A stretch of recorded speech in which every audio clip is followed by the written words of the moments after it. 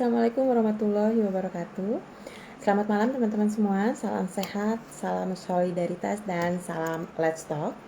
Kembali lagi bersama saya Renvi malam hari ini di Saturday Night with Let's Talk edisi ke-62. Ya, 25 tahun sejarah Mei 98 merawat memori tragedi kemanusiaan. Malam hari ini kita akan bincang-bincang dengan aktivis muda, feminis muda yang saat ini merupakan pendiri dan koordinator dari Lingkar Studi Feminis, yaitu Eva Nur Cahyani. Ya, nanti saya dan Eva akan ngobrol-ngobrol santai seputar bagaimana orang muda melihat tragedi Mei 98 dan apa pendapat mereka terkait itu. Ya, teman-teman semua, apa kabarnya? Mudah-mudahan semuanya sehat selalu ya. Dan gimana cuaca di rumahnya teman-teman? Di sini saat ini sedang hujan deras dan di tempat guest kita juga demikian gitu ya. Sehingga tadi ada kendala teknis. Bagaimana saya dan guest kita malam hari ini itu bisa terhubung. Mudah-mudahan teman-teman nggak merasa tidak nyaman gitu ya. Baik, teman-teman, semoga semuanya dalam keadaan sehat selalu. Dan malam hari ini saya akan ngobrol-ngobrol dengan salah seorang aktivis muda, feminis muda yang menjadi koordinator dari Lingkar Studi Feminis, yaitu Eva. Saya akan coba invite Eva. Tunggu, mudah-mudahan yang sekarang berhasil.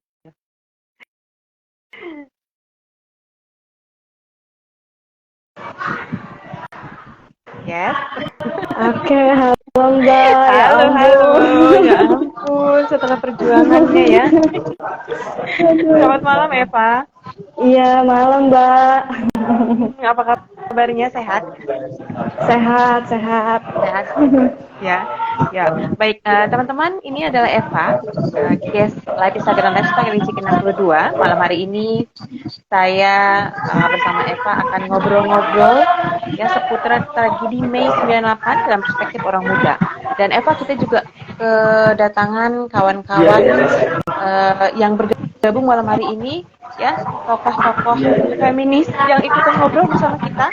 Nanti kakak-kakak, mbak-mbak, mas-mas, silakan nanti beri respon ya di chat, bisa juga memberikan komentar maupun responnya terhadap apa yang saya dan Eva bicarakan gitu. Karena saya lihat di sini ada Mbak Ita, ada Mbak Farah Cici ya, ada Mbak Ira, ada Mas Farid, kemudian teman-teman lainnya yang juga ikut bergabung bersama kita di sini. Senang sekali malam ini ya bisa ditemani malam mingguannya bareng teman-teman.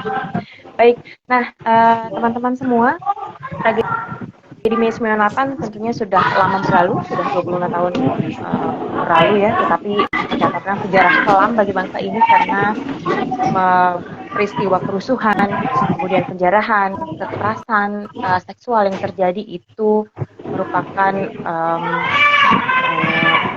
kekerasan HAM berat gitu ya, dan itu juga diakui oleh pemerintah. Namun hingga saat ini belum ada upaya konkret yang dibuat oleh pemerintah untuk mewujudkan rasa keadilan, penegakan hukum, dan juga pemenuhan hak korban dan juga keluarga korban ya terhadap atas terjadinya tragedi Mei 98. Tadi di live Instagram sebelum ini saya menyebutkan bahwa di tahun 98 tim gabungan pencari fakta mengeluarkan dan merilis data jumlah korban, ada sekitar 1.200 orang lebih yang menjadi korban dari peristiwa Mei 98 ya, dan sekitar 165 korban yang menjadi korban tindak perkosaan. Itu diralat oleh Mbak Ita ya, karena ternyata TGPF waktu itu merilis data yang terpaksa dikeluarkan gitu ya, karena kalau yang dihimpun oleh Kalyana Mitra waktu itu datanya berbeda versinya dari yang dikeluarkan oleh tim gabungan pencari fakta. Terlepas dari itu semua, malam ini teman-teman kita coba merawat memori kita atas tragedi kemanusiaan Mei 98 yang sudah terjadi. Dan Let's Talk sengaja mengundang anak muda, feminis muda, aktivis muda untuk bergabung bersama kita membincangkan ya tragedi Mei 98 dalam perspektif orang muda.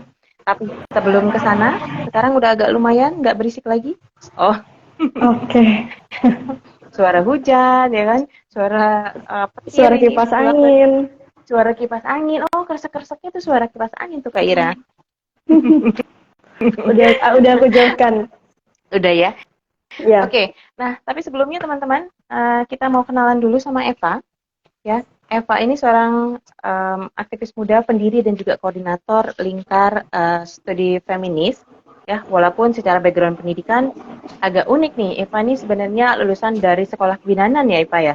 S2-nya Iya, benar.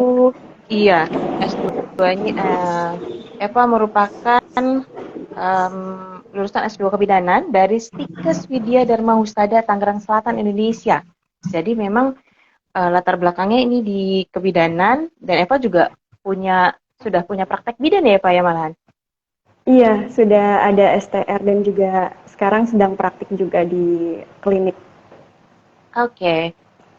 Ya, dan selain itu Eva ini merupakan penerima beasiswa Munir Said Tholib di STHI Jentera ya yang saat ini sedang menempuh pendidikan sarjana hukumnya di STHI Jentera Jakarta Indonesia di jurusan ilmu hukum kah Eva? Iya, benar Mbak, ilmu hukum. Oh oke. Nanti kita akan ngobrol-ngobrol dari kebidanan terus tertarik mau belajar soal hukum itu kenapa ya. Tapi Eva ini juga teman-teman selain memiliki memiliki dua latar belakang pendidikan yang berbeda, dia juga punya pengalaman profesional yang banyak sekali. Saat ini Eva merupakan asisten program di Patiro Jakarta Indonesia yang terlibat aktif dalam program Setapak juga. Kemudian memiliki pengalaman kerja di banyak sekali tergabung dalam tim penyusun rancangan peraturan menteri dan penyusunan profil tematik perlindungan hak perempuan ya, kemudian juga program ISMIA Gold dan review laporan evaluasi pembangunan daerah penanganan COVID-19 di 34 provinsi ya melalui kerja bareng Bappenas.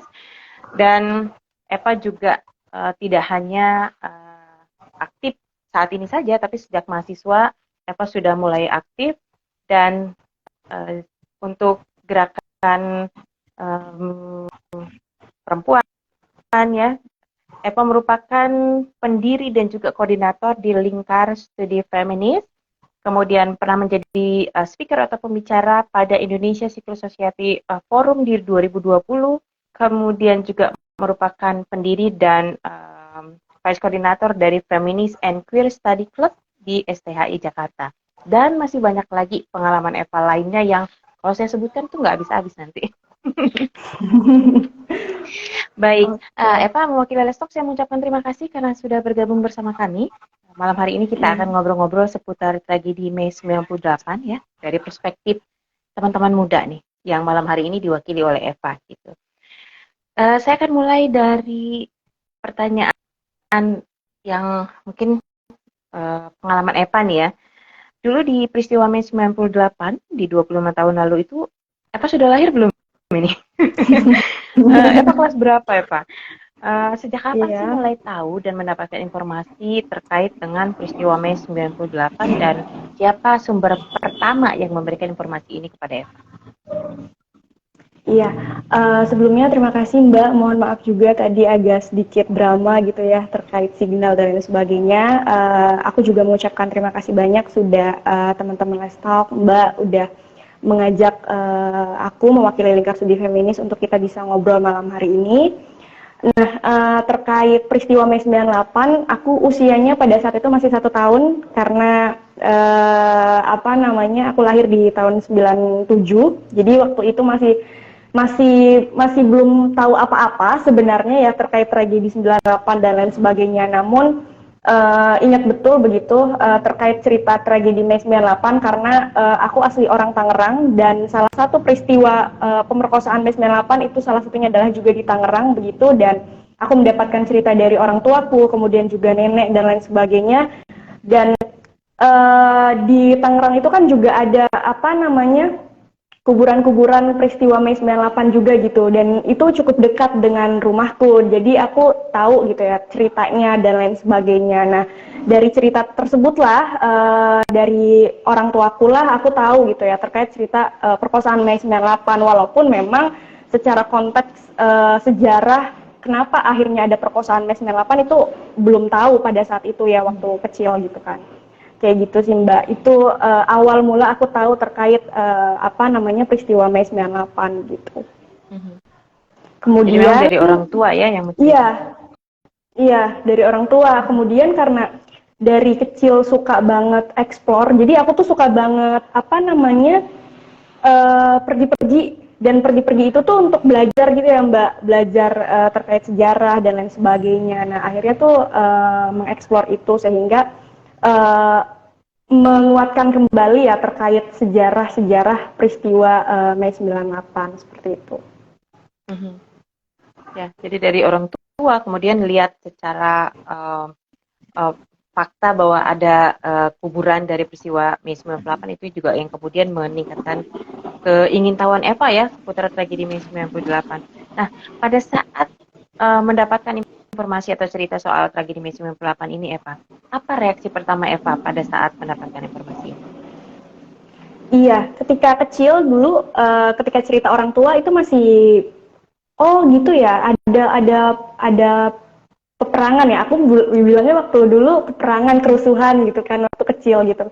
Kemudian ketika SMP mulai baca-baca, kemudian didalami ketika SMA gitu terkait sejarah Mei 98, sangat menyedihkan ya Mbak, sangat menyedihkan. Kenapa? Karena sekejam itu begitu, dan sekejam itu pemerintah atau negara itu menjadikan perempuan, tubuh perempuan itu sebagai alat politis gitu ya.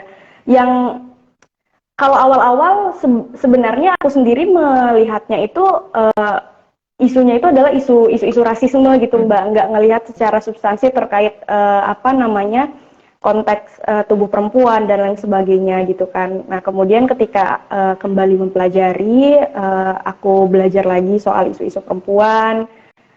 Jauh sih jaraknya ya. Jadi ketika aku belajar soal sejarah apa namanya, bukan perkosaan tapi reformasi pada saat itu, tragedi reformasi, karena kan banyak juga kasusnya ya, bukan hanya perkosaan tapi juga ada kawan-kawan Trisakti dan lain sebagainya kayak gitu. Sehingga tidak terlalu mendalam soal isu perkosaannya pada saat itu. Nah kemudian ketika selesai kuliah kebidanan, tertarik dengan gerakan perempuan, dan akhirnya memperdalam isu perempuan atau isu feminisme begitu. Sangat menyedihkan. Terlebih ketika aku membaca salah satu buku dari Komnas Perempuan yang Mei Disangkal, itu ternyata kan sampai saat ini juga belum ada itikat baik gitu ya dari negara terkait apa namanya kasus perkosaan Mei 98 ini gitu. Mbak. Ya, thank you Eva. Nah, kalau menurut Eva sendiri, sejauh mana pengalaman Eva itu ketika mengetahui pertama kali ya peristiwa Mei 98 ini menggambarkan pengalaman yang sama di kalangan orang muda ya, khususnya yang satu generasi dengan Eva sekarang gitu. Bagian mana yang kira-kira sama dan bagaimana yang berbeda di antara pengalaman orang muda ketika mendapatkan informasi dan juga pengetahuan tentang Mei 98 ini? Misalnya dari segi sumber pengetahuan, kalau Eva tadi dari orang tua Eva ya, dari nenek, kakek gitu, apakah teman-teman muda lainnya itu punya sumber pengetahuan yang lain? Kemudian dari reaksi mereka itu seperti apa?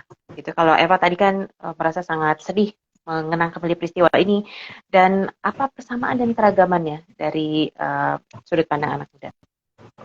Iya, aku coba menceritakan konteks teman-teman LSF aja ya Mbak ya, karena kan kita juga sering sharing tuh ya terkait apa namanya bagaimana peristiwa perkosaan Mei 98 dan lain sebagainya. Sangat beragam ceritanya, banyak informasi-informasi yang didapatkan mulai dari cerita keluarganya, kemudian juga bahkan ada juga kawan LSF yang dia sebenarnya keluarganya juga adalah korban dari tragedi perkosaan Mei 98 gitu ya. Karena memang lingkup kita kan di Tangerang, banyak sebenarnya teman-teman yang juga secara keluarga itu sudah juga bagian dari korban di tragedi Mei 98 tersebut. Kemudian juga ada yang memang dia mencari tahu, membaca, mengikuti pelatihan-pelatihan gitu kan, ada webinar-webinar dan sebagainya. Kemudian keragaman ceritanya adalah terkait macam-macam kasusnya ya, Mbak, karena ada yang misalnya diperkosa kemudian dibakar, kemudian juga ada yang dia sampai harus tragedinya beragam gitu ya, terkait bukan hanya perkosaan tapi juga pelecehan, kemudian juga penjarahan, kemudian juga ada salah satu cerita juga yang menarik di mana temanku ini adalah juga bagian dari korban perkosaan Mei 98, keluarganya. Keluarganya itu sampai kehilangan jejak dari korban gitu ya, terkait kasus itu gitu, karena memang pada saat itu dia sedang di luar rumah, kemudian setelah dicari tahu ada peristiwa tersebut dan lain sebagainya, ternyata mereka baru tahu gitu bahwa ini ternyata tragedi perkosaan Mei 98 ini tuh jadi baru taunya tuh sekarang gitu, Mbak, gimana ya aku menceritakannya. Jadi kayak baru tahu bahwa ternyata dia tuh bagian dari tragedi Mei 98 gitu, korban perkosaan itu gitu, kayak gitu. Jadi memang gitu. Untuk sumber informasi orang muda mendapatkan dari berbagai sumber ya. Kalau tadi ada yang dari keluarganya seperti Eva, karena ada juga yang terkait langsung keluarganya merupakan korban dari peristiwa Mei 98, tapi juga ada yang mendapatkan informasinya dari banyak media lain ya, terutama pelatihan-pelatihan, kemudian juga mungkin sekarang juga informasi begitu banyak yang ada di media sosial, kemudian di internet ya, sehingga sangat gampang dicari gitu ya. Tetapi sumber yang validnya yang mana itu yang mungkin kita juga bisa lebih hati-hati gitu. Oke, nah Eva, hingga saat ini nih ya, sejauh mana sudah terjadi perubahan pengetahuan dan juga pemahaman dalam diri Eva tentang tragedi Mei 1998 sejak awal dapat informasi ya? Apa saja yang sudah berubah dan bagaimana perubahan itu terjadi? Mbak, maaf, tadi gimana? Karena terputus di aku suaranya. Jadi hingga saat ini, sejauh mana terjadi perubahan pengetahuan dan juga pemahaman dalam diri Eva terkait dengan tragedi Mei 98? Apa saja yang berubah dan bagaimana perubahan ini terjadi? Kalau dibandingkan dari pertama kali Eva menerima informasi soal tragedi Mei 98 ini. Iya, perubahannya akhirnya selain cerita-cerita juga lahir ke refleksiku gitu ya, sebagai orang muda dan juga sebagai orang yang aktif di di pengorganisiran orang muda untuk isu-isu KS dan juga feminisme. Terkait pengetahuannya tentu semakin berubah ya, dari yang awalnya tahu bahwa bahwa ini tuh bagian dari penjarahan, rasisme dan lain sebagainya gitu kan, yang hanya dari orang tua, yang orang tuaku juga sebenarnya nggak paham juga konteksnya seperti apa. Kemudian juga informasi-informasi yang juga sebenarnya juga banyak informasi-informasinya, namun kan sekarang juga ada beberapa buku juga dari Komnas Perempuan. Aku biasanya rujukannya dari Komnas Perempuan sih, Mbak, terkait data-data, kemudian juga terkait sejarah begitu, dan itu semakin ada perubahan terkait misalnya data dari pemerintah versinya seperti apa, kemudian data dari TGVF seperti apa, kemudian juga sempat juga ikut webinar-webinar, dan LSF juga sempat melakukan agenda-agenda terkait refleksi mengenai perkosaan Mei 98. Nah, kemudian secara politis akhirnya aku bisa paham gitu bahwasannya isu kekerasan seksual, isu ketubuhan seorang perempuan itu harus politis gitu. Dia tidak yang konteksnya itu yang hanya biasa. Orang kadang menganggap bahwa ketika kita berbicara mengenai KS dan lain sebagainya itu udahlah nggak usah disambungkan dengan perpolitikan dan lain sebagainya begitu. Tetapi kan dengan adanya peristiwa ini gitu, dengan kita tahu dan kita membaca bahwa konteks dari perkosaan Mei 98 ini tuh tidak jauh dari sebenarnya bagian dari taktik pemerintah atau negara gitu kan dalam konteks itu pada masa itu gitu. Bagaimana kekejaman negara menjadikan tubuh perempuan sebagai alat gitu kan untuk mempropagandakan semuanya. Nah, sehingga penting ketika kita berbicara kekerasan seksual, kekerasan terhadap perempuan, ketubuhan itu juga secara politis begitu dan tidak bisa dipisahkan begitu. Begitu sih Mbak. Ya, berarti memang sudah banyak ya terjadi perubahan-perubahan dari sudut pandang, dari perubahan pengetahuan ya yang terjadi pada Eva dari saat awal hingga sekarang, karena juga sudah banyak referensi-referensi baru ya yang Eva baca, kemudian pelatihan-pelatihan baru yang Eva ikuti terkait dengan peristiwa Mei 98. Nah, salah satu kejadian paling tragis bagi kemanusiaan pada saat Mei 98 itu tadi adalah perkosaan massal ya Eva terhadap perempuan etnis Tionghoa. Tadi Eva sebenarnya sudah menyebutkan bahwa ini merupakan salah satu bagian dari taktik pemerintah bagaimana mempropagandakan ketubuhan perempuan gitu ya. Tapi sebenarnya apa lagi yang Eva ketahui dari kasus ini? Ya, selain taktik pemerintah dan lain sebagainya, yang paling diingat adalah salah satu tokoh dari perkosaan Mei 98 itu adalah Ita Marta-Dinata. Nah, di mana Ita ini, mohon maaf kalau misalnya aku salah dan kurang takutnya lupa gitu. Jadi Ita ini merupakan korban perkosaan Mei 98 yang dimana dia juga akan menjadi saksi dalam peristiwa tersebut, namun akhirnya dilenyapkan begitu ketika dia mau bersaksi di pengadilan internasional.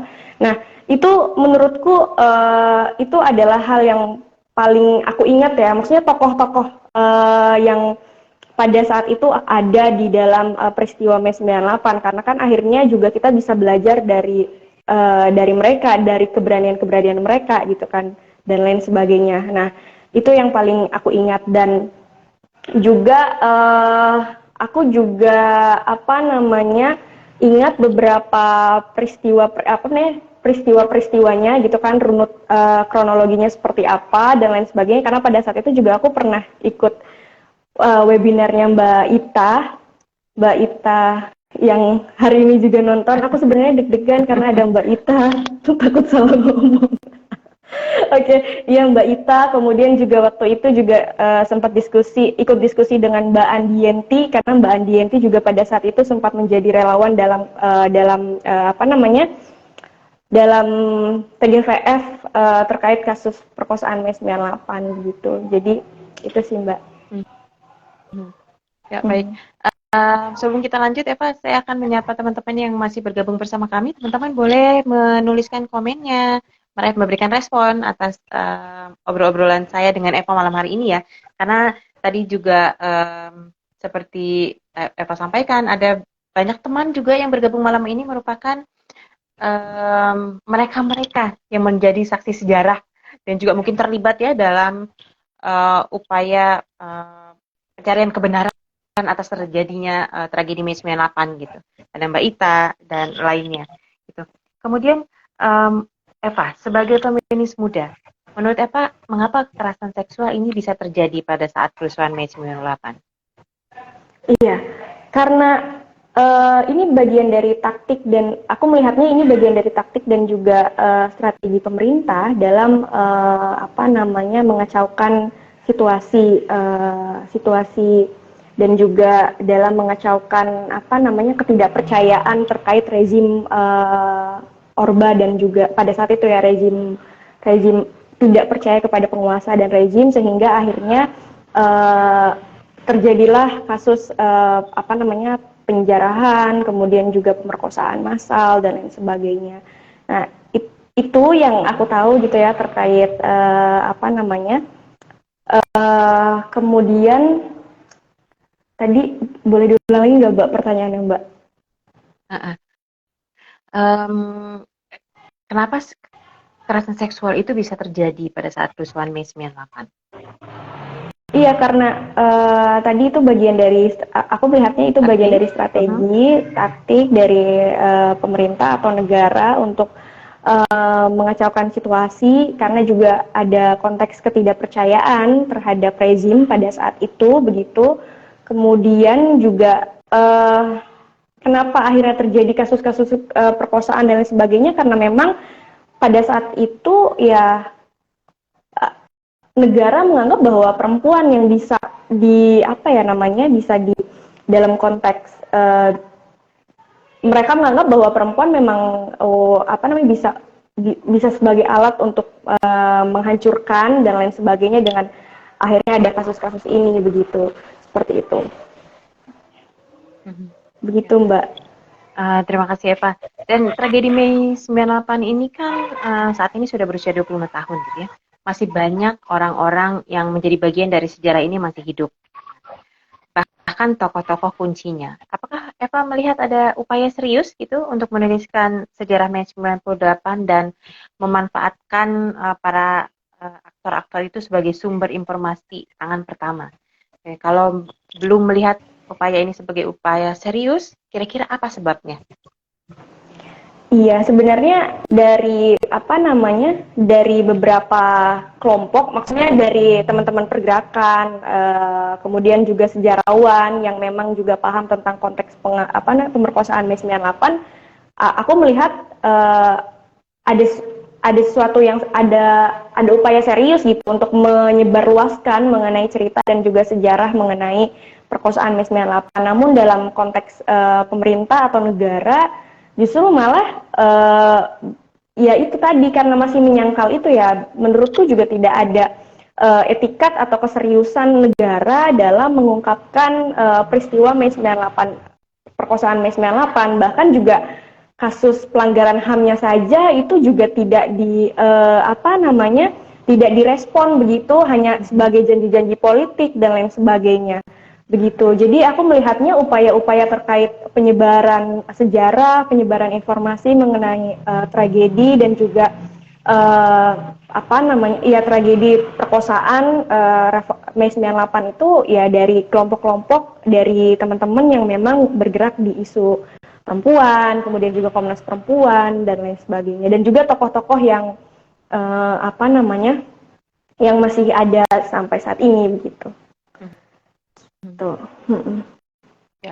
Jadi menurut Eva sendiri, meskipun sudah banyak upaya yang dilakukan oleh pemerintah utamanya itu ya, dan juga beberapa orang-orang yang memang menjadi kunci sejarah dari peristiwa Mei 98 ini, belum ada upaya yang konkret gitu ya, yang serius untuk memberikan rasa keadilan, pemenuhan hak dan juga pengusutan secara tuntas atas terjadinya tragedi Mei 98 ini. Nah, ini Eva dari Kak Farid ada pertanyaan. Sebagai orang muda, bagaimana menanggapi pelaku kekerasan dan penculikan yang pelakunya sekarang ini masih malah banyak yang jadi penguasa? Ini udah rahasia umum ya. Silakan Eva. Iya, ini sangat gimana ya? Memang karena sistem dan juga memang itu bagian dari strateginya mereka sebenarnya pada saat itu kan apa namanya menjadi pelaku kekerasan dan juga penculikan. Kemudian peran peran orang muda di sini menurutku juga penting. Kenapa? Karena apa namanya? Karena kita tahu bahwasannya penguasa dan juga beberapa pejabat negara itu juga merupakan aktor dari pelanggar HAM berat, kemudian juga aktor dari pelaku kekerasan dan lain sebagainya. Untuk secara politis sebenarnya bisa menyuarakan, kemudian juga bisa memberitahukan apa namanya dan berperan aktif dalam apa namanya dalam kampanye, dalam advokasi dan lain sebagainya sehingga penguasa-penguasa ini itu bisa digantikan dengan orang-orang yang memang secara apa namanya secara pengalaman, secara perspektif itu juga apa namanya bagus begitu dan bahkan tidak menjadi pelaku. Kemudian juga karena ini akhirnya karena aku melihatnya ini ada kerjasama juga gitu ya antar sesama pejabat atau sesama penguasa sehingga mungkin agak sulit juga untuk apa namanya kita bisa menurunkan apa namanya menurunkan para penguasa tersebut, tapi ketika misalnya orang-orang muda kemudian kita yang sudah sadar dan juga tahu terkait apa yang terjadi bahwasannya penguasa tersebut sebagai pelaku kemudian juga sebagai pelaku pelanggaran HAM, itu bisa bersama-sama gitu menyuarakan apa namanya isu yang ada saat ini begitu. Jadi PR kita masih banyak ya Pak ya, Iya. untuk memastikan bahwa orang-orang ini bisa lengser dari jabatan yang sekarang, belum lagi untuk mendorong semua teman-teman untuk bersinergi untuk memastikan pengusutan tuntas tragedi Mei 98 ini. Nah, kalau Eva sendiri, sebagai sejauh mana kita perlu segera menuliskan sejarah Mei 98 ini, Pak? Siapa kira-kira yang perlu menuliskan sejarah ini dan apakah negara atau peneliti independen? Menurutku keduanya. Ketika saat ini negara tidak ada etikat dan tidak punya inisiatif bahkan juga ya etikat baik gitu ya dalam menyelesaikan pelanggaran ini, dalam apa namanya menyelesaikan kasus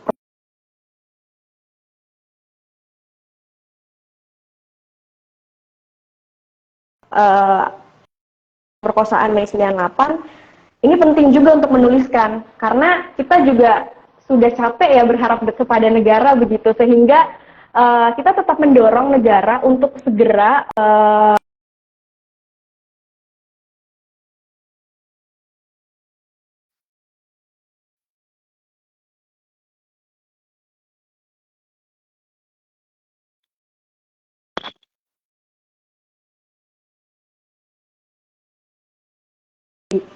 diberitahu, dicatat secara sejarah dan lain sebagainya begitu. Menurutku itu Mbak, karena kalau kita menunggu negara ya gimana ya Mbak, kita ketinggalan. Iya, sampai sekarang aja upayanya dipertanyakan gitu ya. Jadi memang harus keduanya ya, Pak. Iya. Nah, kalau tadi Eva sempat sebutkan ya bahwa ketika SMA Eva juga mulai mempelajari peristiwa Mei 98 ini gitu. Tapi sejauh pengalaman Eva sendiri, sejauh mana sejarah Mei 98 itu dikenalkan dan diajarkan di sekolah gitu? Apakah memang ada pelajaran khusus yang ataupun tematik khusus ya yang berkaitan dengan sejarah Mei 98 dibahas di sekolah? Kemudian kalau ada itu fokus bahasanya apa saja kira-kira? Apakah kekerasan seksual massal ini juga masuk di dalamnya? Dan bagaimana guru-guru itu menerangkan sejarah ini? Iya, ketika aku sekolah SMA, kemudian SMP, itu sebenarnya nggak ada sejarah terkait peristiwa-peristiwa perkosaan Mei 98. Ada di mata pelajaran kewarganegaraan namanya, itu menyebutkan terkait sejarah, tapi bukan sejarah secara eksplisit mengenai sejarah perkosaan Mei 98, Mbak, tapi lebih ke tragedi reformasi pada saat itu gitu. Tapi kalau untuk yang secara eksplisit menjelaskan mengenai sejarah perkosaan Mei 98 justru belum ada. Kemudian berdasarkan cerita dari teman-teman LSF gitu, karena ada anak-anak SMA juga di LSF gitu, itu justru juga tidak ada. Mereka mencari sendiri sejarah terkait peristiwa perkosaan Mei 98, tidak ada tematik, tidak ada mata pelajaran khusus terkait sejarah perkosaan Mei 98 tersebut begitu. Kalaupun memang ada, mungkin di beberapa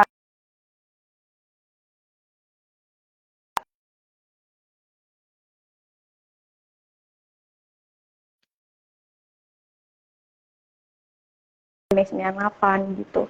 Karena sejauh yang ku tahu dari sharing dengan teman-teman itu belum ada yang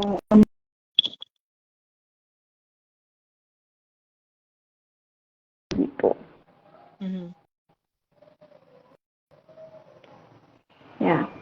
Oke. Berarti memang belum ada ya. Kemarin saya sempat cek juga itu di anak saya, di buku sejarahnya itu memang nggak ada gitu ya. Yang dibahas Iya.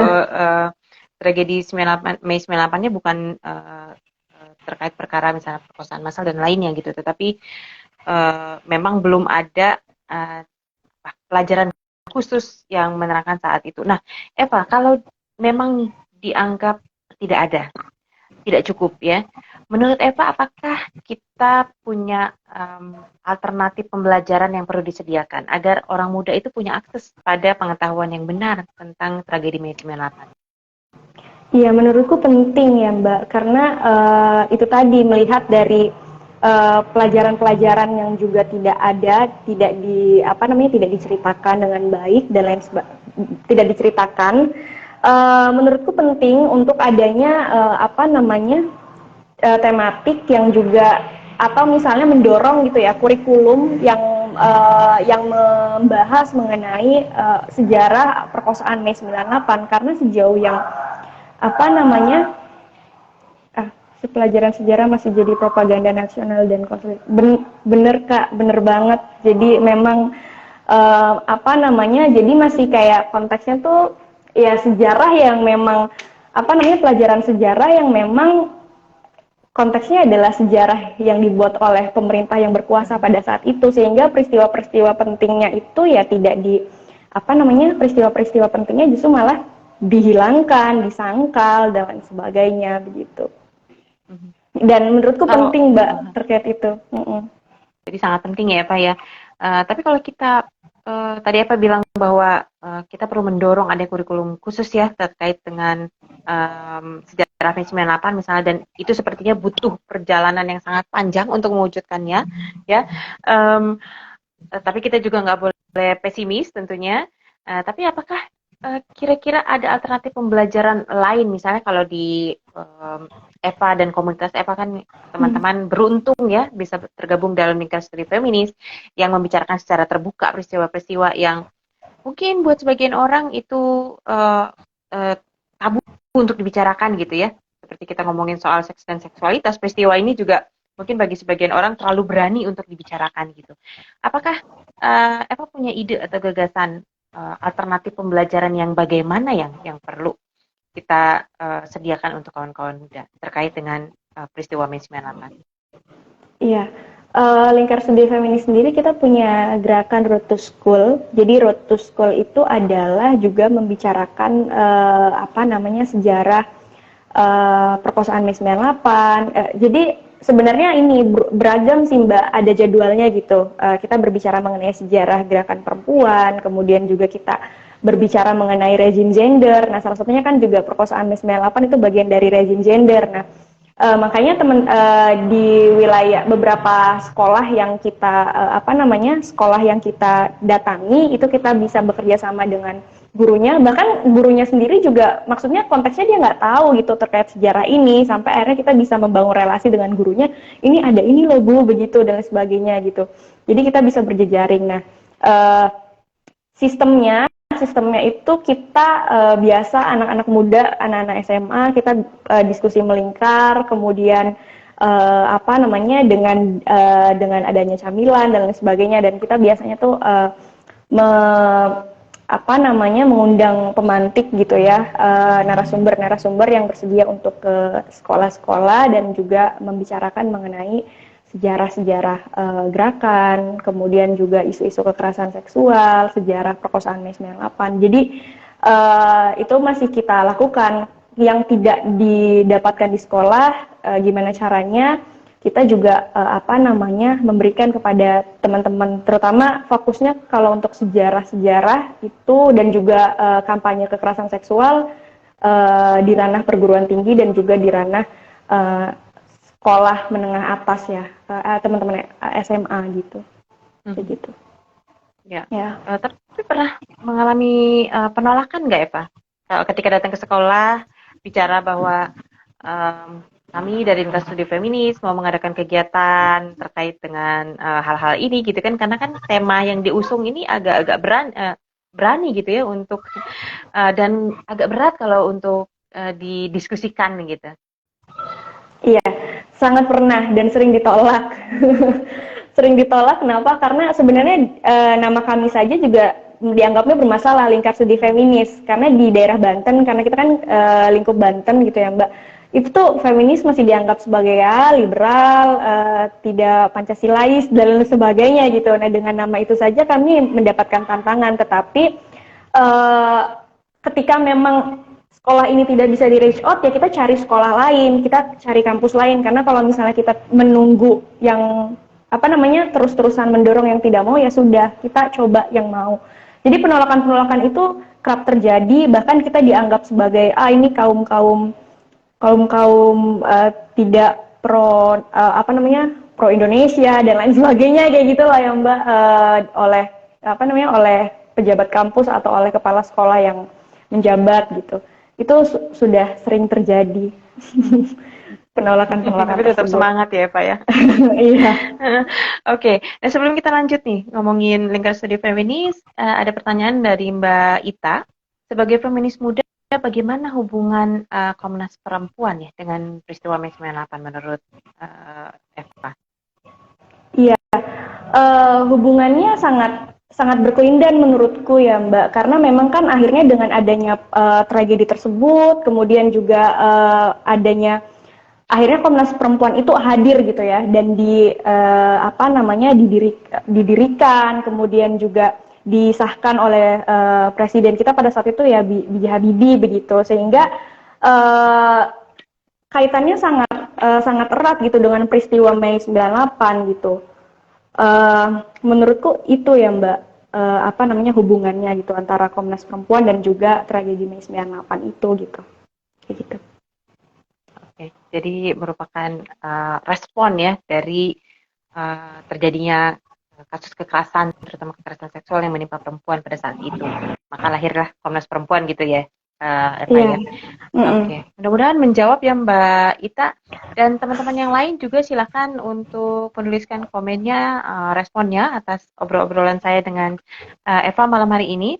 Karena saya tahu juga ini banyak teman-teman yang memang cukup aktif memperjuangkan hak korban dan juga keluarga dari para korban tragedi Mei 98 yang masih ada hingga saat ini gitu.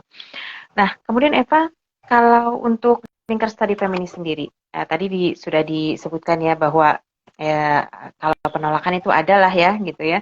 Tapi sebenarnya sejak kapan sih berdirinya dan apa yang menginspirasi Eva untuk mendirikan lingkar studi feminis nih? Iya, lingkar studi feminis itu berdiri tahun 2019. Dia itu semacam kolektif. Jadi dulu hadir karena keresahan-keresahan aku dan kawanku yang juga membantu begitu mendirikan ini. Karena keresahan-keresahan ini tuh sebelumnya kami dapatkan dari perguruan tinggi dan juga organisasi maskulin. Karena menganggap bahwa perempuan tidak boleh memimpin, kemudian juga perempuan tidak bisa, yaudah perempuan bagian divisi konsumsi aja, jadi masih mendiskriminasi perempuan gitu dalam konteks organisasi. Dia memperbolehkan perempuan berorganisasi, tapi tidak boleh tidak memberikan kesempatan perempuan untuk menjadi pemimpin begitu. Sehingga hari ini perempuan-perempuan di organisasi tersebut hanya dijadikan yang penting ada perempuan gitu, dijadikan tambahan-tambahan saja dan lain sebagainya begitu, dan bahkan justru malah didomestifikasikan gitu. Nah, kemudian keresahan-keresahan itu, kemudian juga banyaknya kasus kekerasan seksual, dan juga kami melihat situasinya di Banten ini belum ada gerakan orang muda yang memang fokus kepada isu feminisme, karena makanya itu juga kenapa kami sangat berani begitu, udah namanya feminis saja langsung, walaupun memang mungkin nanti orang banyak yang nggak nerima dan lain sebagainya. Itu juga mengalami perdebatan tuh terkait nama, udah yang soft aja biar kita diterima gitu kan di lingkungan dan sebagainya. Terus kami berpikir bahwa ketika soft ya tidak ada tantangan gitu ya, kita sudah mulai terang-terangan saja bahwa ada gerakan feminis gitu di Banten ini begitu. Berangkat dari keresahan tersebut, kemudian juga dari ya keberanian kami begitu ya sebagai orang muda yang pada masih semangat, berambisi dan lain sebagainya. Akhirnya lingkar studi feminis itu hadir dengan awalnya lingkupnya hanya di Tangsel di Pamulang. Lingkupnya hanya di Pamulang, kita namanya Lingkar Studi Pamulang awalnya, Studi Feminis Pamulang dan Tangsel, tapi ternyata ketika kita melakukan pengorganisiran di wilayah kampus di Banten, itu banyak sekali teman-teman yang secara secara gerakan, secara pemikiran sebenarnya juga sudah paham terkait isu feminisme, isu kesetaraan dan lain sebagainya gitu, sehingga akhirnya bergabung dan akhirnya sekarang meluas di lingkup Banten begitu. Jadi sejarahnya dari keresahan-keresahan yang terjadi, Mbak. Dan keresahan-keresahan itu kemudian dijawab dengan berdirinya Lingkar Studi Feminis ya. Oke. Iya. Nah, ini ada tanggapan dari Mbak Ita. Terima kasih Mbak Ita melengkapi jawaban dari Eva tadi bahwa arti Komnas Perempuan dan gerakan untuk memperjuangkan gerakan-gerakan anti kekerasan. Juga menjadi ujung tombak perjuangan dalam hukum KDRT, Undang-Undang TPKS, dan analisa feminis. Oke, terima kasih banyak Mbak Ita. Makanya kita perlu ya dilengkapi dengan kawan-kawan yang saat ini sudah bergabung bersama kita. Dan ini dari Kak Farid, siapa yang bisa diharapkan untuk memperjuangkan keadilan terkait perkosaan Mei 98? Kalau menurut Eva, apakah Komnas Perempuan atau ada pihak lain? Iya, menurutku bukan hanya Komnas Perempuan ya, tapi ya semua yang memang bergerak di isu perempuan, kemudian juga kita sebagai orang muda, jadi kita tidak bisa yang juga mendorong agar Komnas Perempuan yang terus memperjuangkan keadilan terkait perkosaan Mei 98.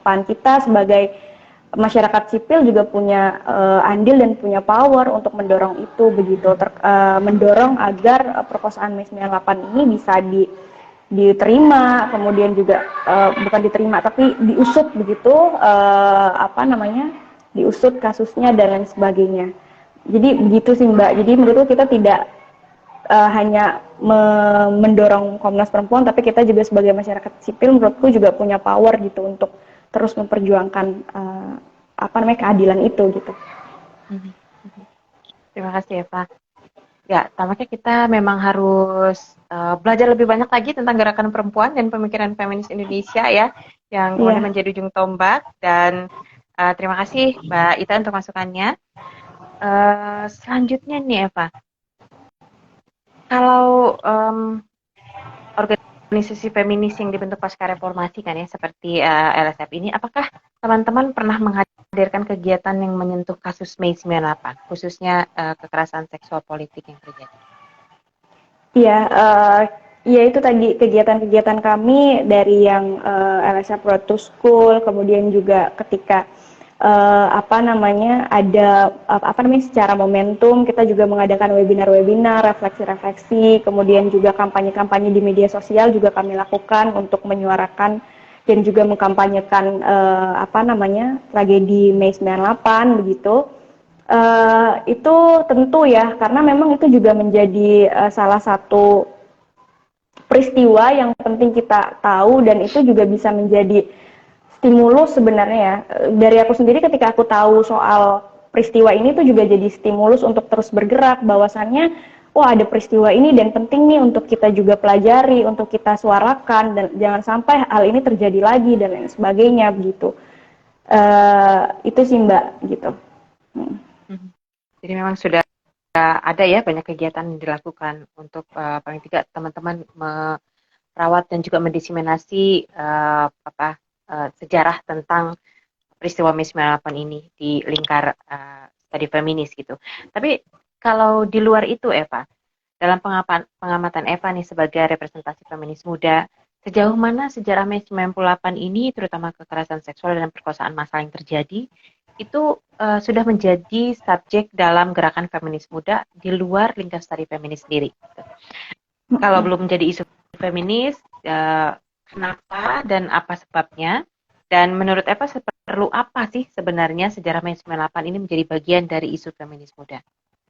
Ya, Setauku udah banyak organisasi-organisasi perempuan gitu yang juga menyuarakan isu-isu perkosaan Mei 98, mengkampanyekan, kemudian juga di luar organisasi perempuan sekarang tuh udah ada organisasi-organisasi anak muda kayak K-pop.net. Dia tuh adalah komunitas-komunitas K-popers, orang muda yang juga aware terkait sejarah dan juga isu-isu perempuan itu juga ikut mengkampanyekan. Kemudian juga selain teman-teman komunitas K-pop.net itu juga ada komunitas-komunitas sanggar seni dan lain sebagainya yang juga menyuarakan itu. Dan menurutku penting ya Mbak dan seluruh elemen ini untuk terus bergerak terkait kampanye-kampanye mengenai sejarah dan juga terkait perkosaan Mei 98. Nah, kemudian juga aku melihatnya juga saat ini orang-orang muda, organisasi-organisasi orang muda itu juga sudah mulai sadar ya dalam hal ini secara politis bahwasannya ya kekerasan seksual, kemudian juga soal isu ketubuhan itu ya memang harus dibicarakan juga secara politis begitu, tidak hanya sekedar campaign saja dan lain sebagainya gitu, bahkan itu perlu disuarakan gitu. Oke, jadi memang di lingkaran anak muda sendiri, aktivis muda, feminis muda yang ada sekarang juga sudah mulai banyak ya perbincangan, diskursus terkait dengan peristiwa Mei 98 gitu. Nah, selain kasus Mei 98, Eva, penggunaan kekerasan seksual dan politik seksualitas ini kan juga pernah terjadi sebelumnya ya, bahkan sampai saat ini ya. Kadang-kadang kalau di dulu lewat propaganda perempuan pelacur misalnya yang disematkan pada para anggota Gerwani, kemudian ternyata penggunaan politik kekerasan seksualnya berulang lagi pada tragedi Mei 98. Apakah ada ide dan pemikiran Eva ke depan agar politik kekerasan seksual ini tidak lagi terjadi di negara kita, dan peran serta kontribusi apa kira-kira yang bisa dilakukan gerakan feminisme melawan politik kekerasan seksual ini? Iya, sebenarnya dalam hal bersuara, menyuarakan dan juga melakukan campaign-campaign. Kalau kami sendiri gitu ya, khususnya di lingkar studi feminis, kita juga mendorong untuk orang-orang muda ini juga berperan dalam hal advokasi kebijakan di ranah di ranah lingkup Banten atau di ranah yang lebih luas lagi. Namun saat ini memang masih di lingkup Banten gitu kan. Nah, salah satu advokasi kebijakan ini tuh tidak hanya kita melakukan aksi pengorganisiran, tapi juga kita melakukan lobby, kita membuat produk polbrief dan lain sebagainya dari hasil penelitian dan juga kajian-kajian, sehingga dan kita juga melakukan negosiasi sehingga apa yang kita lakukan, apa yang kita kampanyekan itu juga bisa masuk ke ranah pemerintah atau pejabat di daerah begitu, karena itu penting. Kenapa? Pejabat kita itu kan sangat sibuk ya, kadang sangat sibuk gitu kan dan lain sebagainya, jadi sulit untuk membaca dan membaca dan mungkin melihat informasi gitu kan dan lain sebagainya. Nah, salah satu dorongan kita adalah dengan kita melakukan negosiasi, kemudian kita melakukan pertemuan begitu, bahwa ini kami orang muda, kami ingin melakukan ini dan lain sebagainya, membuat polbrief, kemudian juga kita juga membuat pelatihan-pelatihan kelas advokasi yang berperspektif gender gitu, karena kan kadang ada pandangan bahwa anak muda hanya bisa campaign saja, hanya bisa orasi saja. Jangan salah, anak muda juga bisa bisa masuk ke ranah-ranah advokasi kebijakan, dalam hal ini melakukan negosiasi, melakukan lobby dan lain sebagainya ke pemerintah dan lain sebagainya begitu. Jadi sudah banyak ya advokasi kebijakan yang dilakukan.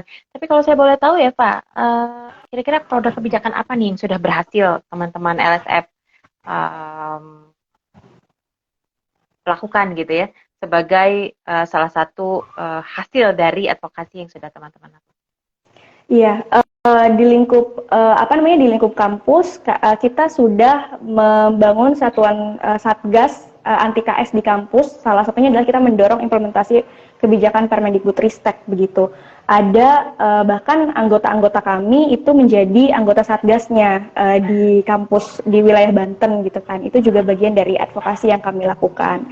Kemudian juga di ranah Banten kita juga fokusnya adalah di wilayah Tangsel, kita juga berhasil mendorong perda terkait HIV/AIDS gitu, terkait pengobatan gratis untuk teman-teman dan juga mempermudah dalam menerima ARV, karena kita melihat bahwa dalam konteks distribusi ARV itu kurang ramah, terutama untuk teman-teman yang memang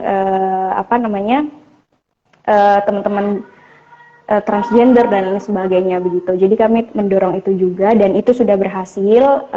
Kemudian juga di ranah kampus itu Satgas kita sudah ada 6 kampus yang kita dorong dan sudah ada gitu ya, dan LSF yang berperan di situ. Kemudian juga selain itu kita bahkan mendorong adanya kurikulum gender di salah satu kampus di Tangsel, dan aku yang juga ikut menyusun terkait kurikulumnya begitu, membantu menyusun gitu. Jadi kerja-kerja itu tuh kita bisa lakukan gitu, bahwasannya kita tidak hanya punya peran di campaign medsos, itu juga penting, tapi kita juga bisa melakukan hal yang lebih juga begitu sih Mbak. Ya. Selamat untuk capaian-capaiannya teman-teman LSF, dan kita dapat pertanyaan ini dari Kak Wira TM. Oh, ini Kak Dika nih. Apa kabar Kak Dika di Jerman, siang, pagi, malam? Ya. Halo Kak Renvi dan Kak Nur, bagaimana tanggapan kakak-kakak tentang kekerasan seksual yang terjadi di daerah terpencil atau sulit terjangkau, seperti di Tim-Tim dan Papua? Siapa tahu bisa jadi salah satu referensi, melihat kalau di timur dan di daerah terpencil itu cukup rentan karena jauh dari kamera media sosial. Dan banyak juga ya peristiwa kekerasan seksual yang terjadi gitu, mungkin sebagai bagian dari taktik misalnya penguasaan wilayah-wilayah tertentu. Kalau di Papua mungkin juga masih terjadi hingga sekarang. Gimana menurut Kak Eva? Iya, ini penting ya untuk kita soroti gitu. Sebenarnya banyak banget kasus-kasus KS, kasus-kasus pelecehan seksual yang terjadi di di daerah-daerah timur, yang sebenarnya pengalamanku ketika kemarin ikut dalam konseling mengenai PP Undang-Undang Tindak Pidana Kekerasan Seksual, itu juga yang penting ditekankan terkait monitoring dan juga evaluasi, monitoring, pendampingan dan juga evaluasi dalam pendampingan di kasus KS yang memang terjadi di ranah-ranah terpencil gitu. Salah satunya adalah kita mendorong adanya koordinasi dari implementasi UTPKS ini di dalam PP turunannya nanti itu, kita juga mendorong adanya koordinasi bahkan di tingkat desa, dan juga pendanaannya juga bukan hanya pendanaan dari APBD tapi juga APBDes gitu. Ya semoga harapannya nanti PP-nya bisa sebagus itu ya gitu kan. Aku juga kemarin ngeliatnya ya bagus memang, tapi kan masih ada proses dan juga sedang disusun oleh teman-teman Komnas Perempuan. Nah, salah satunya adalah adanya, kita perlu mendorong aparat pemerintah daerah dan yang paling lingkupnya paling kecil yaitu desa gitu, untuk juga punya peran, dan juga kita melakukan mungkin pelatihan paralegal desa dan lain sebagainya, karena kan sebenarnya ada program Kemendagri juga tuh terkait paralegal desa. Nah, kita tuh belum nge-reach out itu tuh di daerah-daerah gitu, kita tidak melihat bahwa ada konteks itu gitu. Nah, itu mungkin kita bisa dorong juga. Sebenarnya itu sih, dan secara organisasinya juga memang untuk di daerah timur sangat kesulitan juga ya dari segi misalnya finansial dan lain sebagainya. Nah, itu juga penting untuk dilihat kayak gitu. Nah, mungkin Mbak bisa nambahin juga soal ini. Ya mungkin karena tidak hanya untuk teman-teman yang di lokasi terpencil ya, kayak di Papua, Timur Timur gitu ya, mungkin bagaimana kita mendorong kesadaran semua pihak bahwa isu kekerasan seksual ini merupakan isu atau masalah bersama yang harus kita carikan jalan keluarnya gitu ya. Meskipun sudah banyak peraturan perundang-undangan, kemudian juga peraturan pelaksananya, ya turunan dari peraturan perundang-undangan ini juga mungkin itu belum dapat tersosialisasikan dengan baik gitu, karena di banyak daerah, terutama di seperti Eva tadi bilang, di level terkecil misalnya desa, kalau di Papua atau Timur Timur desanya mungkin tetap disebut desa gitu ya, itu banyak juga kekerasan-kekerasan seksual itu yang diselesaikan secara mediasi misalnya gitu. Sedangkan itu kan tidak pernah kita sarankan untuk diselesaikan secara mediasi, sehingga penting untuk mengubah perspektif, mendorong kesadaran ke semua pihak bahwa isu kekerasan seksual ini merupakan isu bersama, masalah bersama.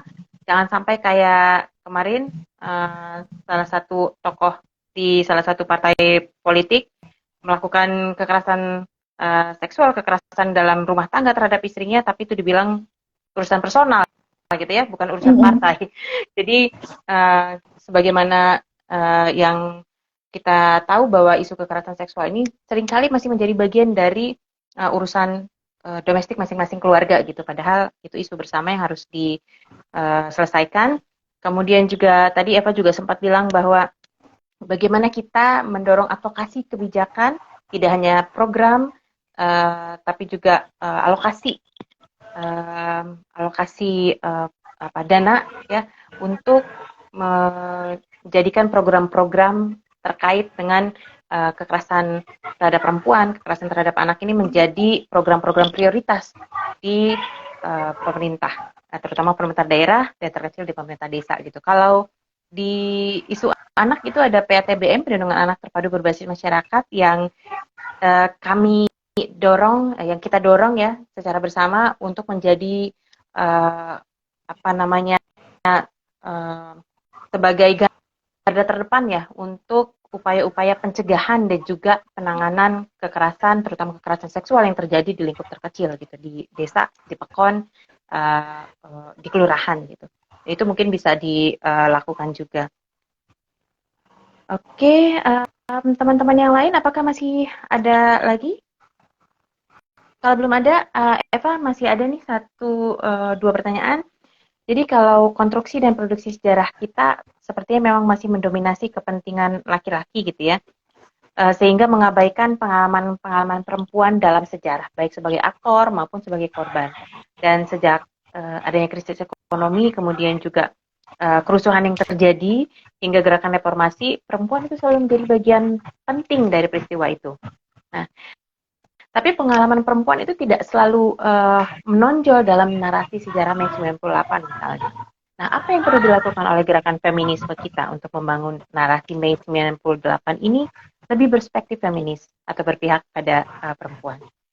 Iya, nggak jauh-jauh dari campaign sebenarnya, campaign lagi gitu, karena itu yang bisa kita lakukan, campaign, kemudian juga menyuarakan dan lain sebagainya, agar narasi-narasi maskulin terkait dan juga aktor-aktor yang justru muncul di dalam konteks perkosaan Mei 98 ini itu adalah laki-laki gitu. Jadi kita penting untuk mengkampanyekan ada loh aktor-aktor yang juga berpengaruh dalam dalam penyelesaian kasus Mei 98, misalnya kayak ya Mbak Ita, kemudian kan juga ada beberapa misalnya tim-tim relawan juga yang sampai saat ini juga masih ada gitu, dan juga perempuan gitu, itu juga kita bisa munculkan yang kalau di dalam aktivitas orang muda itu biasanya tuh dengan kita memperkenalkan tokoh-tokoh itu gitu di media sosial dan lain sebagainya, itu penting banget menurutku, sehingga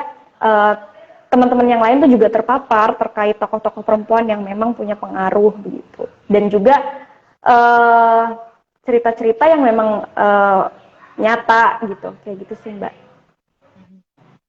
Jadi memang sangat perlu ya kita semua mendorong penulisan sejarah yang memang lebih berpihak pada korban dan juga keluarganya yang menjadi korban dalam peristiwa Mei 98. Nah, salah satu efek sejarah male-centric tadi ya, Eva, banyak aktor laki-laki sejarah yang saat ini berada di posisi kekuasaan. Tadi Kak Farid juga sudah bertanya tuh, kok masih banyak gitu ya tokoh-tokoh kunci dari peristiwa Mei 98 ini yang malah berkuasa saat ini gitu.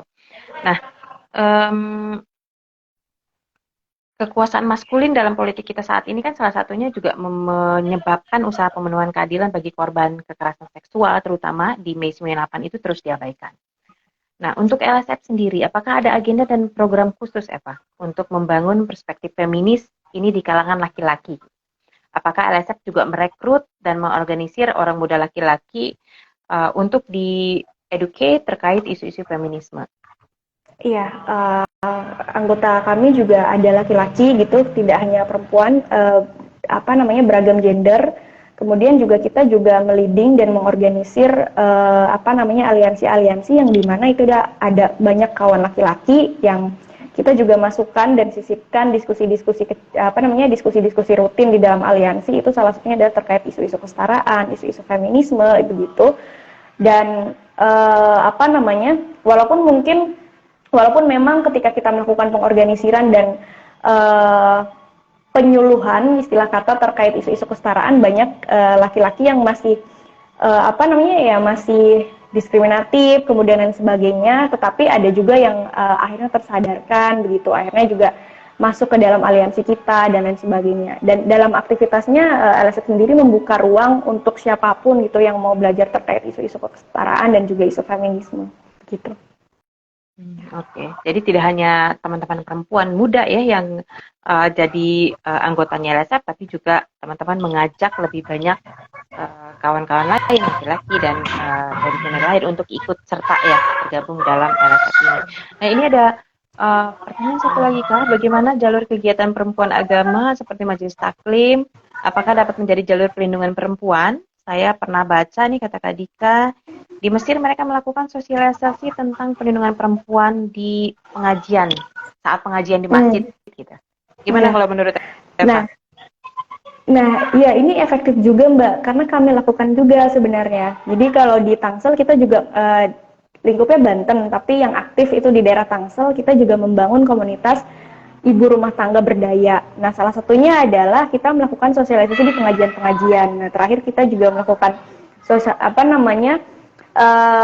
penyuluhan bekerja sama dengan P2TP2A di daerah, itu melakukan penyuluhan dan juga kita menyebutnya kalau ke ibu-ibu tuh penyuluhan terkait kekerasan terhadap perempuan. Kemudian kalau misalnya jadi korban kemana, harus ngapain, lapor ke siapa dan lain sebagainya, kayak gitu. Itu efektif juga karena akhirnya kita mendorong ibu rumah tangga itu berdaya gitu ya, tahu akan isunya, kemudian juga dia tahu kemana ketika misalnya menjadi korban dan lain sebagainya, kayak gitu. Jadi itu salah satu upaya efektif ya, bagaimana kita masuk ke kelompok-kelompok kecil di masyarakat untuk memastikan bahwa isu perempuan, isu kekerasan terhadap perempuan ini menjadi bagian dari diskusinya gitu ya. Tidak hanya perempuan-perempuan tapi juga mungkin kawan-kawan laki-laki yang memang bisa menjadi mitra dari gerakan ini gitu ya. Oke, asalkan kalau misalnya di pengajian ulamanya mesti dipastikan punya perspektif yang baik ya soal perempuan gitu. Kalau enggak bisa jadi bumerang juga buat kita, Kak Dika. Oke, nah Eva sudah lebih dari 1,5 jam ini kita ngobrol-ngobrolnya. Apa pesan khusus Eva nih terakhir untuk kawan-kawan muda di Indonesia saat ini, baik terkait dengan peristiwa Mei 98 maupun juga terkait dengan isu-isu penanganan kekerasan seksual di Indonesia? Ya, maaf aku terdistrak tadi, ada pertanyaan dari Kak Diara. Gimana nih Kak, dijawab dulu atau Oke, kita jawab dulu aja. Masih adakah harapan bagi pemenuhan keadilan untuk korban dan keluarga kekerasan seksual Mei 98 kalau menurut Eva? Menurutku masih selama kita juga bisa saling bergandengan tangan gitu ya, untuk bisa terus juga mengupayakan agar negara segera mengusut, kemudian juga segera mengakui.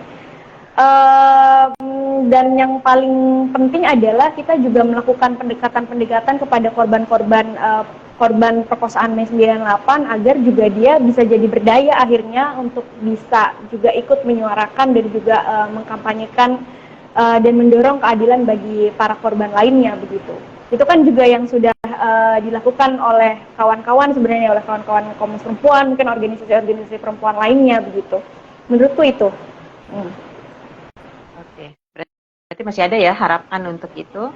Asal Ya. upaya yang dilakukan itu dipastikan juga bisa merangkul lebih banyak para pihak ya untuk memastikan pemenuhan terhadap hak-hak korban kekerasan, hak-hak korban peristiwa Mei 98 itu dapat dipenuhi dengan baik.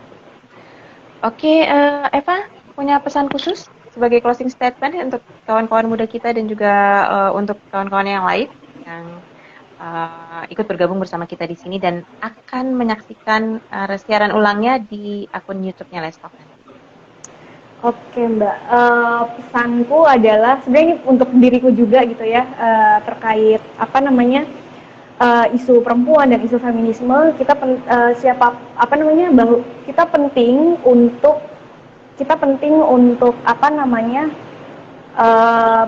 merefleksikan bahwa isu feminisme itu bukan hanya isu perempuan gitu, karena banyak nih orang muda di luar sana menganggap bahwa isu feminisme itu khusus untuk perempuan saja gitu, sehingga ketika kita mengajak mendiskusikan feminisme, teman-teman laki-laki itu kurang mau gitu, karena itu udah urusan perempuan. Padahal sebenarnya isu feminisme itu isu semua gender gitu, siapapun siapapun bisa mempelajari terkait feminisme dan lain sebagainya, siapapun berhak untuk memperjuangkan dan juga melakukan advokasi terkait kebijakan-kebijakan yang berperspektif gender dan lain sebagainya. Jadi untuk teman-teman muda penting banget untuk melihat bahwasannya isu feminisme itu bukan hanya isu perempuan, tapi juga masuk dalam isu-isu kemanusiaan gitu. Baik, terima kasih Eva untuk ngobrol-ngobrol kita malam hari ini. Mudah-mudahan teman-teman semua mendapatkan insight baru ya, bagaimana perspektif anak muda melihat tragedi Mei 98 dan juga pesan-pesan Eva terkait dengan bagaimana memperkuat gerakan feminisme di Indonesia agar ketidakadilan terhadap perempuan yang terjadi ini bisa diminimalisir bahkan dihilangkan gitu ya. Oke, sekali lagi terima kasih banyak Eva dan juga teman-teman yang bergabung tidak hanya di Indonesia tapi juga ada Kak Ira Kafarid di Amerika, ada Kak Dika nih di Jerman. Ya, ini kawan muda juga, kemudian dari teman-teman lain, Mbak Ita, Mbak Farah Cici, dan yang lainnya yang sudah bergabung bersama saya dan Eva. Sebelum saya tutup, teman-teman, ada beberapa pengumuman dari Let's Talk. Nanti saksikan special event with Let's Talk live on Instagram di edisi 63, kalau hari ini tuh edisi 62 ya, dengan tema perempuan, kekerasan berbasis gender, dan mental health dalam rangka Mental Health Awareness Month di tanggal 30 Mei 2023. Jadi kalau biasanya Sabtu malam minggu kita live Instagram, nanti di hari Selasa ada Kak Ira yang akan menemani teman-teman di live Instagram Let's Talk bersama guest kita, ada Mbak Erni Kurniati, self advocate mental health dan juga peneliti. Kemudian ada pengumuman untuk mengajak kawan-kawan ikut serta dalam Feminist Thesis and Dissertation Talk FTDT Chapter 11 ya, dengan judul disertasi kebijakan negara dalam perlindungan perempuan pekerja migran. Ini studi kasus implementasi perlindungan terhadap perempuan pekerja migran di Indonesia yang ada di Malaysia dan Hong Kong untuk rentang waktu tahun 2014 sampai 2020. Akan ada Mbak Ana Sabhana Azmi yang merupakan dokter ilmu politik dari Fakultas Ilmu Sosial dan Ilmu Politik, Departemen Ilmu Politik, Program Pasca Sarjana Ilmu Politik Universitas Indonesia.